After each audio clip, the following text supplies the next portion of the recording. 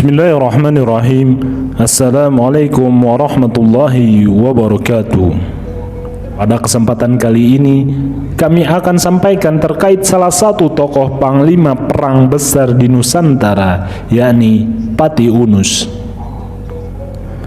Bagaimana perjuangan jihad beliau dalam melawan hegemoni dan cengkraman penjajahan Portugis di Malaka. Peristiwa jatuhnya Malaka ke tangan Portugis merupakan peristiwa besar yang menandai penjajahan kolonialisme dan imperialisme bangsa Eropa di kawasan Asia Tenggara, khususnya negeri-negeri semenanjung Melayu. Hal ini karena berkaitan dengan sifat kesombongan mereka dan nafsu monopoli perdagangan yang sebelumnya tak pernah ditunjukkan oleh bangsa-bangsa lain. Sedangkan di satu sisi, sejak pergerakan Portugis yang dilakukan untuk merebut Goa di India, mereka telah menunjukkan bahwa tujuan penguasaan tersebut bukan semata-mata untuk mencari keuntungan ekonomi, tetapi lebih besar daripada itu. Kepentingan utama Portugis adalah memerangi umat Islam. Oleh karena itu, tak hanya Aceh ataupun kesultanan-kesultanan yang berada di Sumatera, tetapi kejatuhan Malaka menjadi perhatian pula bagi Demak selaku kerajaan Islam utama di tanah Jawa untuk berusaha membebaskan Malaka dari cengkraman Portugis. Dalam menyikapi hal ini, Pati Unus selaku panglima besar Kesultanan Demak pernah berkata, "Apabila Demak ingin tetap hidup, jangan biarkan orang-orang Portugis menguasai daerah-daerah kita. Sekarang Malaka sudah jatuh ke tangannya, niscayalah mereka esok hari akan menggempur Demak, Aceh, dan Palembang. Karena itu, kita harus bersatu dan bersama-sama menyerang Portugis di Malaka." Perlu diketahui, Pati Unus atau Adipati Unus lahir di Jepara pada tahun 1480 dengan nama kecil Raden Surya atau Abdul Qadir bin Yunus. Setelah Raden Abdul Qadir beranjak dewasa di awal 1500, ia diambil mantu oleh Raden Patah yang telah menjadi Sultan Demak I. Dari pernikahan dengan putri Raden Patah, Abdul Qadir resmi diangkat menjadi adipati wilayah Jepara. Karena ayahnya, Raden Yunus, lebih dulu dikenal masyarakat, maka Raden Abdul Qadir lebih sering dipanggil sebagai Adipati bin Yunus. Kemudian hari, banyak orang memanggilnya dengan yang lebih mudah, Pati Unus. Pada akhir abad ke-15 dan memasuki awal abad ke-16, intensitas persaingan dakwah dan niaga di Asia Tenggara memang meningkat sangat cepat. Pertukaran informasi dari jaringan ulama telah terbentuk sedemikian rupa melalui jalur perdagangan yang telah ada sejak ratusan tahun silam. Dengan jatuhnya Malaka ke tangan Portugis pada tahun 1511, maka Demak segera mengambil langkah untuk mempererat hubungan dengan Kesultanan Banten Cirebon untuk memberikan jalur perdagangan alternatif apabila para pedagang Muslim enggan melewati jalur Malaka apabila hendak menuju Maluku. Rute alternatif tersebut biasa ditempuh lewat Pasai, kemudian ke arah barat dan menyisir melalui pantai barat Sumatera dan masuk melalui Selat Sunda yang dikuasai oleh Kesultanan Banten. Selanjutnya menyisir Laut Jawa dan terus ke arah Goa hingga ke Maluku. Dari adanya hubungan kerjasama tiga Kesultanan Islam Jawa yang dibina oleh Sunan Gunung Jati selaku pembina umat Islam, maka ditunjuklah Pati Unus sebagai panglima gabungan armada Islam membawahi armada Banten, Demak, dan Cirebon. Dengan diangkatnya Pati Unus sebagai panglima tertinggi, maka ia diberi gelar Senopati Sarjawala dengan tugas utama merebut kembali tanah Malaka yang telah jatuh ke tangan Portugis. Tahun 1512, giliran Samudra Pasai yang jatuh ke tangan Portugis. Hal ini membuat tugas Pati Unus sebagai panglima armada Islam tanah Jawa semakin mendesak untuk segera dilaksanakan. Maka pada tahun 1513 dikirim ekspedisi jihad pertama yang mencoba mendesak masuk benteng Portugis di Malaka. Selain mempersiapkan pasukan dan peralatan perang, sebelum penyerangan di Malaka, Pati Unus juga berusaha mengetahui kekuatan orang-orang Portugis di Malaka. Untuk itu, beliau memanfaatkan para pedagang-pedagang Jawa yang tinggal di Malaka, memata-matai pergerakan Portugis. Dari adanya mata-mata ini, Pati Unus dapat mengetahui bahwa di benteng Avarmosa yang menjadi benteng pertahanan orang Portugis di Malaka, posisinya berada di puncak bukit telah dipersiapkan meriam-meriam. Sehingga Pati Unus menilai perlu dilakukan beberapa modifikasi kapal-kapal perangnya dengan penyesuaian posisi meriam. Setelah dirasa persiapan sudah cukup, Sultan Fattah memerintahkan Pati Unus untuk memerangi Portugis pada tahun 1512 Masehi dengan jumlah pasukan sekitar 100 kapal dan 5.000 pasukan diberangkatkan dari pelabuhan Jepara. Dari Jepara kemudian berlayar ke arah barat menuju Kepulauan Sumatera, tepatnya ke arah Palembang. Dari Palembang perjalanan diteruskan menuju Malaka. Namun dalam perjalanannya Pati Unus dan pasukannya singgah sementara waktu di daerah yang terdapat Sungai Kampar, daerah di sekitar Indragiri, Sumatera. Dari Kampar perjalanan terus dilakukan menuju arah barat laut. Sudah dekat dengan Malaka yang letaknya berada di seberang utara. Pada Januari 1513 Masehi, Pati Unus mencoba memberikan kejutan berupa serangan dadakan kepada orang-orang Portugis di perairan Kerajaan Islam Malaka. Pati Unus membawa 5.000 pasukan, kemudian ditambah pasukan bantuan dari Palembang hingga jumlahnya menjadi kurang lebih 12.000 pasukan.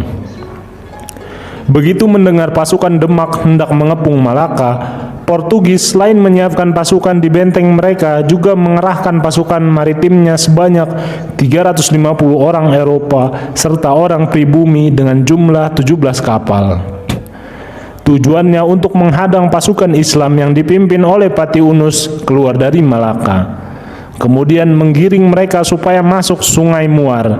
Di Sungai Muar inilah kemudian pasukan Portugis menenggelamkan dan membakar banyak sekali kapal Demak. Dengan persenjataan meriam-meriam Portugis yang lebih canggih dibandingkan dengan meriam dari pasukan Pati Unus, sehingga bisa dengan mudah melakukan serangan ke arah kapal-kapal Pati Unus dengan tembakan-tembakan dari jarak yang jauh. Dengan tembakan meriam-meriam Portugis ini dapat menghancurkan dan menenggelamkan kapal-kapal pasukan Pati Unus. Melihat hal ini, maka Pati Unus kemudian memutuskan untuk menarik pasukan dan kembali ke Jawa.